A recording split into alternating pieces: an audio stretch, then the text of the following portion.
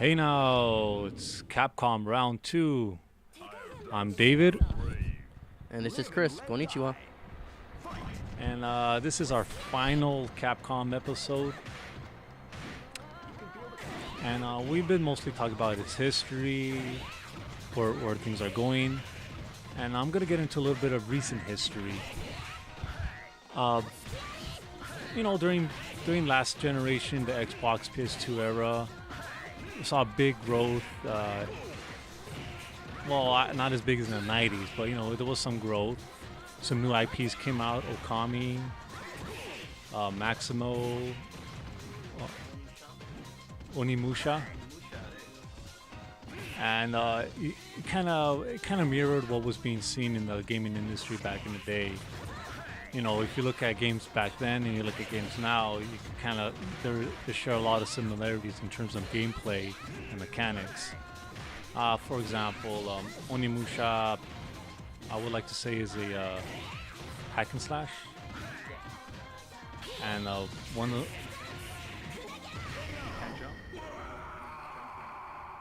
yeah, I really wish I had footage. I actually wish I had some of these games so I could actually show some footage, but I don't have any.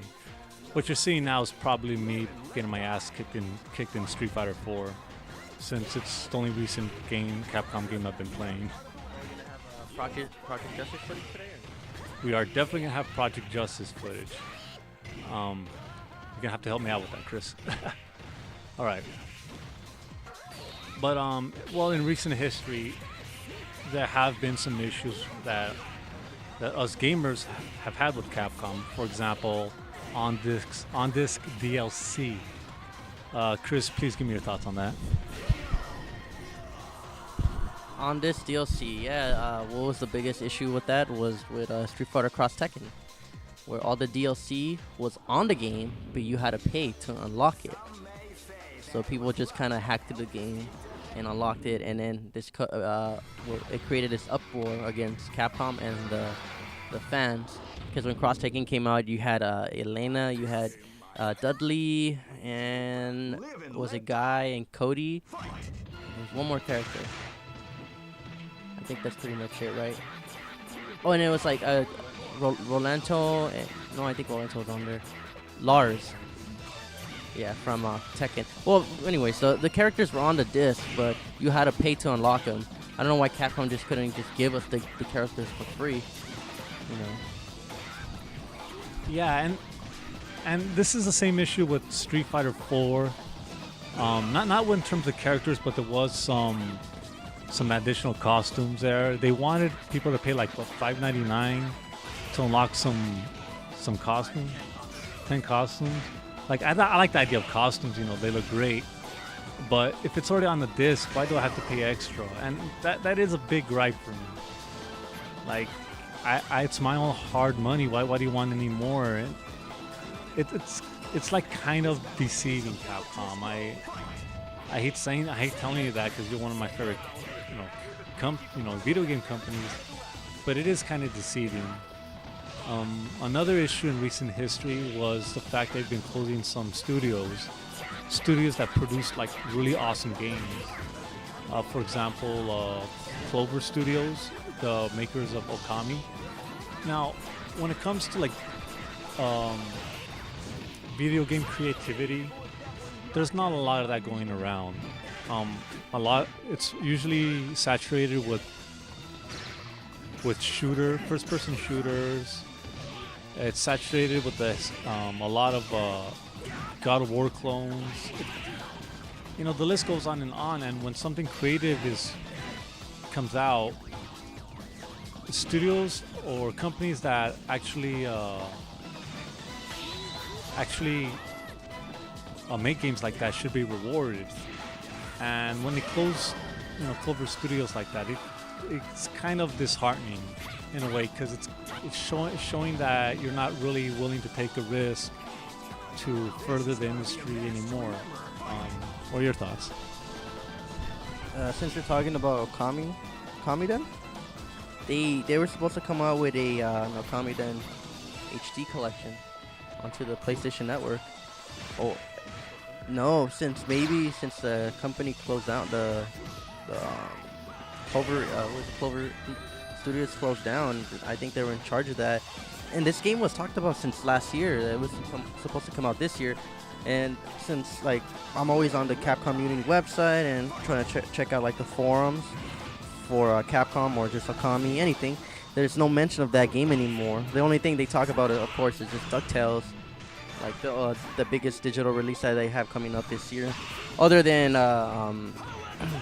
Strider. But we'll talk about that a little later. But yeah, that kind of sucks when Capcom just gets rid of like their other little studios they have. So Akami Den is a huge game.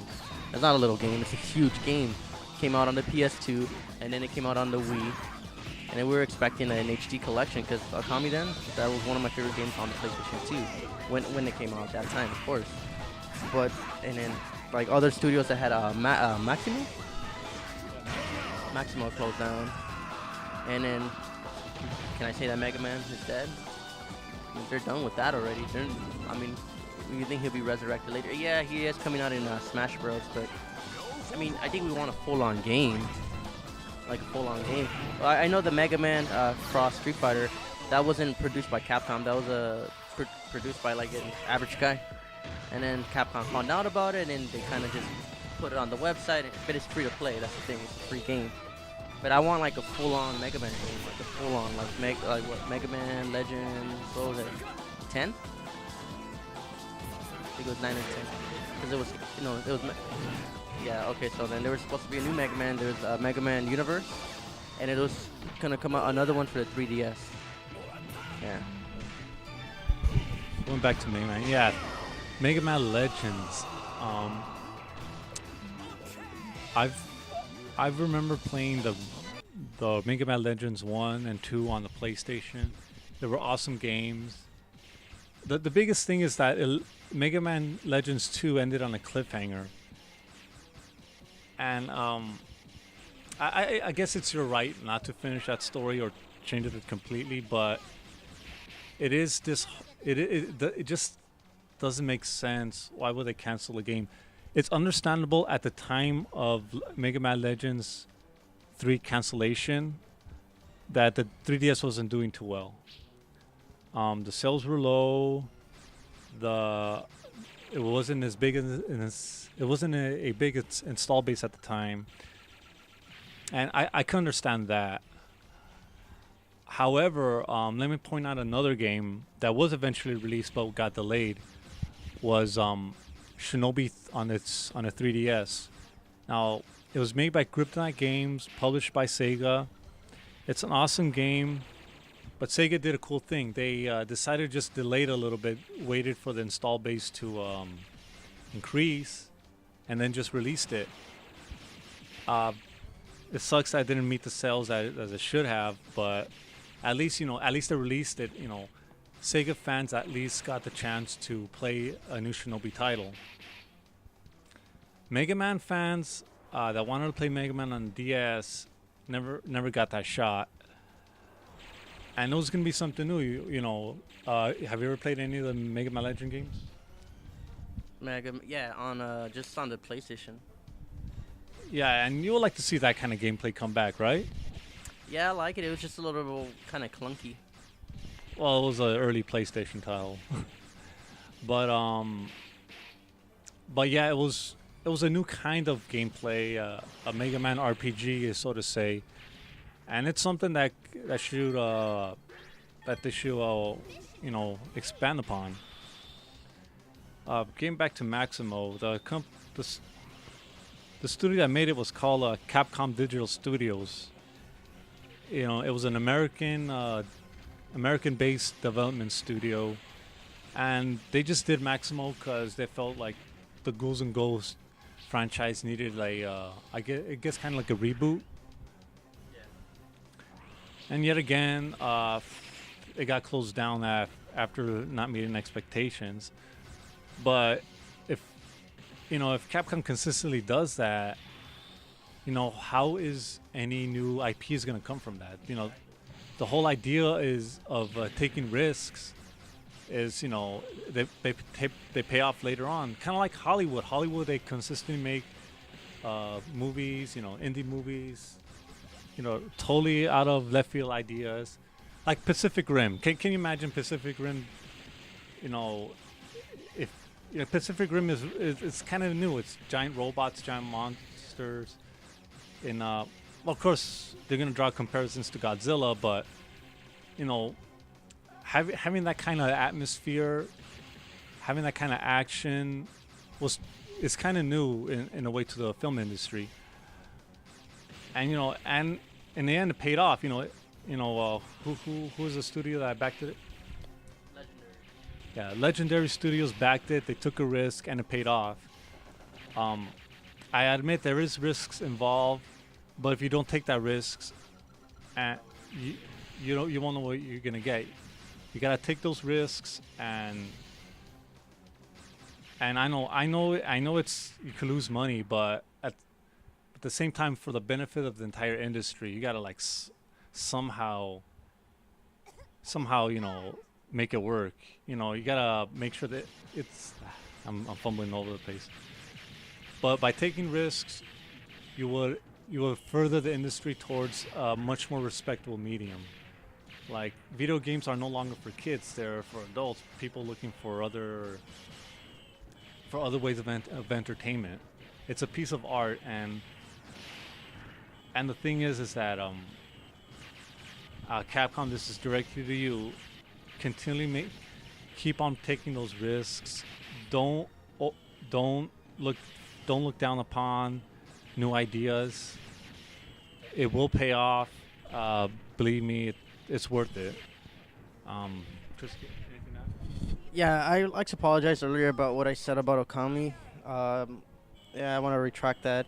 I guess I was ill-informed, and I guess I didn't really know that well. I guess maybe when I heard about it, I got excited about Okami then and the HD collection, or just for being online, and I kind of just forgot about it. But it did come out already.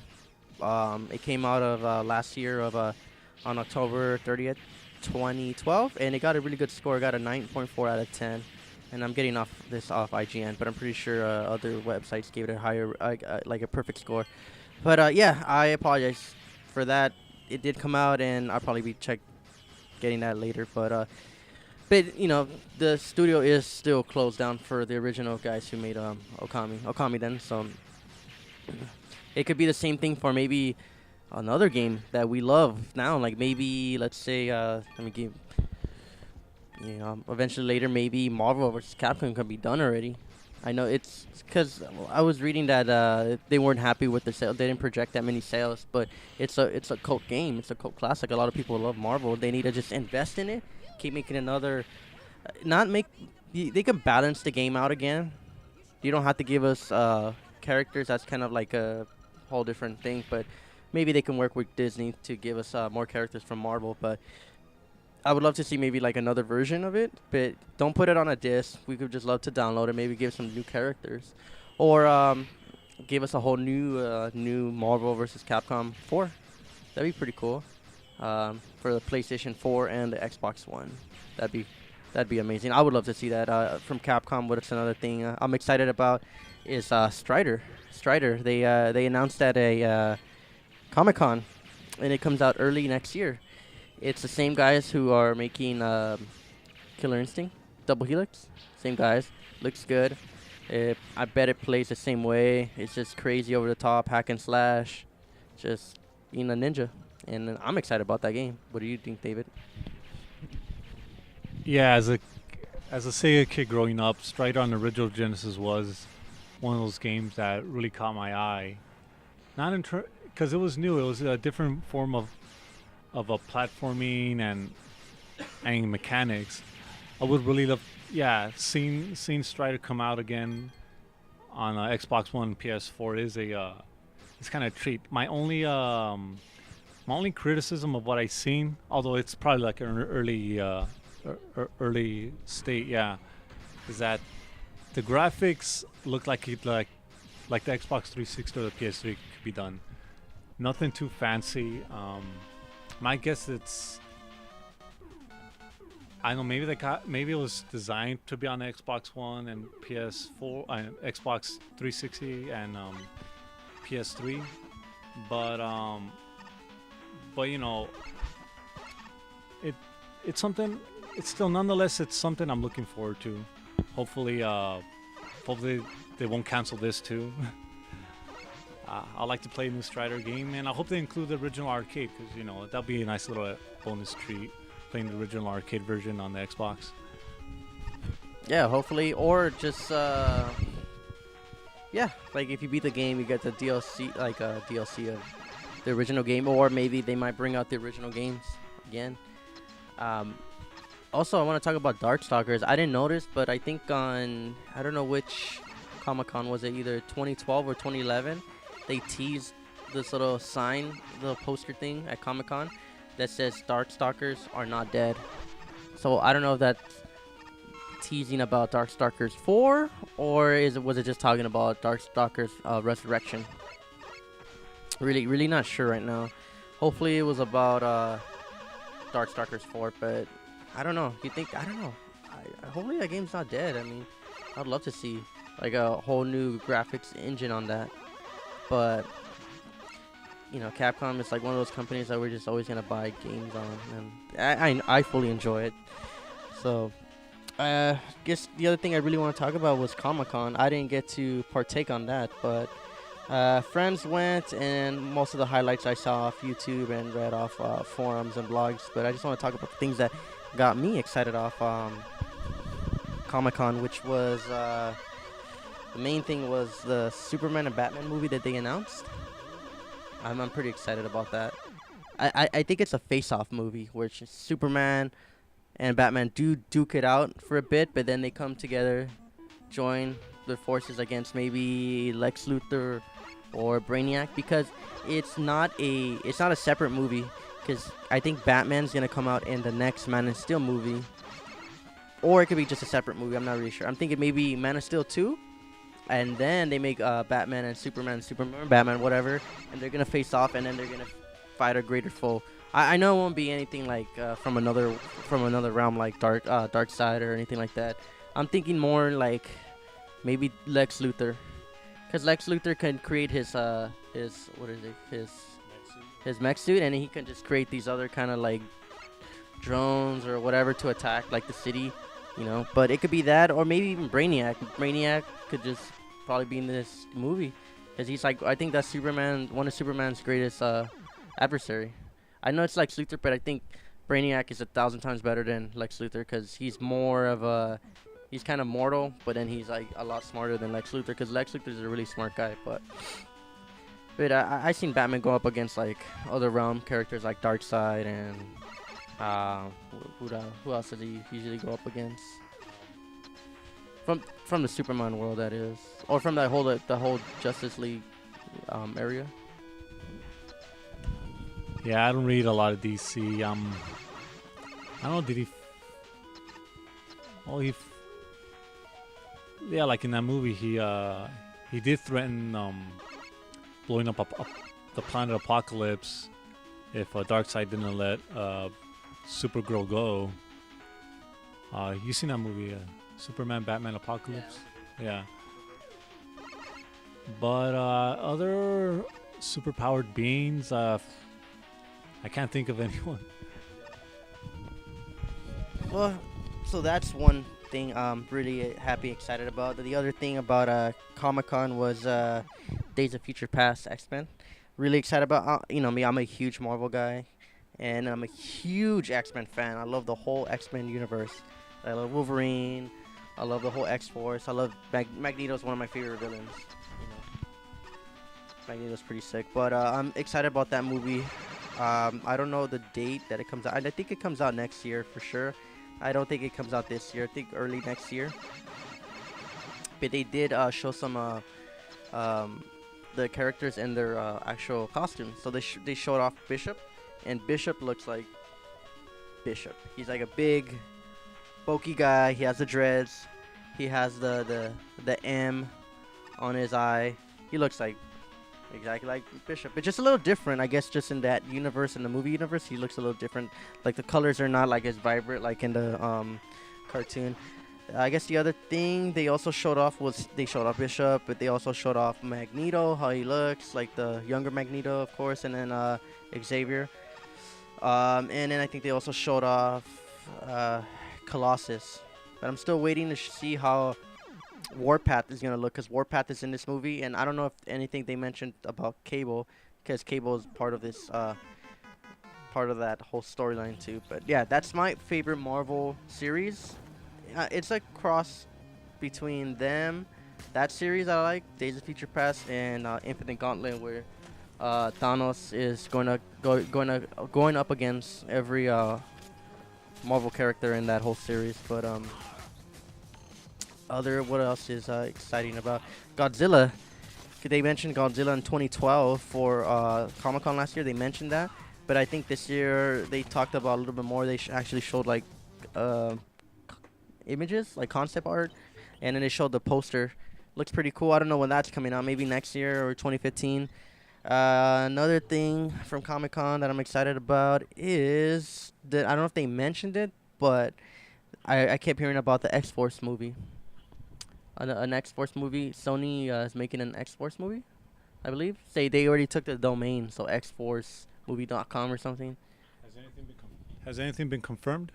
Nothing yet, but when they take the domain, I wouldn't be sure that it's confirmed right now. But and David's showing the Spawn game, so he's gonna show me. We're gonna play right now. I think we're gonna just start recording some footage in a bit for the background. David's gonna hopefully put an image of the Batman and Superman logo up. Either if he can get the logo from the movie, or he could just get the standard Batman and Superman logo. I think I'll draw it on Microsoft. I think I'll draw it on Windows Paint and see how that works. Well, yeah, just make it look like how it looks right now. But other than that, kind of a dry week for us. I really don't know what else to mention about story, like any exclusives or anything. But games right now, there's nothing really. I think the only thing I'm really looking forward to is DuckTales and Batman Arkham Origins. Other than that, that's just bring me the next gen. And David's anticipating Killer Instinct. I'm not gonna lie, I do want to get Killer Instinct. What I will do is buy Killer Instinct, the game by itself, like the collectors, and then when later, then I'll get the Xbox One. But I got information from my friend John off our fan page for Calling All Gamers that's on our Facebook. He mentioned to me that there's 3 versions of an Xbox One. It all has the same specs, of course, but one is with the Kinect. That's your price that you know now, which is $499. The other one is the same Xbox but without Kinect, and that's gonna be $399. And then the other version is the same thing but with a smaller hard drive, and I think that's $350. But what I'm gonna do is buy the second version, the one with no Kinect. That's $399. I'll buy that. I don't know when that's coming out. I'm sure that's gonna come out like maybe next year. It's not gonna come out right away, but I'm gonna buy that one for sure. So I'll buy my Killer Instinct first, and then I'll buy my Xbox One. Not gonna lie, maybe the other game I would like to get is Rise. I kind of like those whole Greek, kind of like Trojan, Spartan games. Those are pretty cool. I did like God of War just because of that. But the game that I'm always talking about, almost on every podcast. We had a Konami one last time, but it's Metal Gear. My most anticipated game is Metal Gear until Street Fighter 5 is announced. Whenever that's gonna come out. But I'm pretty excited also about Ultra Street Fighter 4. I gotta say something about that. Why are they just reusing what they already had on Street Fighter Cross Tekken? Like, I could think about. Okay, Elena and Hugo, sure, why not? Rolento and what was the other guy?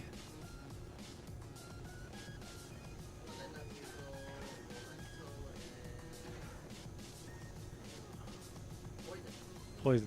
Yeah, we don't need poison. You don't need poison. I don't. Rolento, not so much. I don't think so. Nah, you already have Zangief. Why do you need Hugo? I would have loved to seen Alex. Sean, Urian. Well,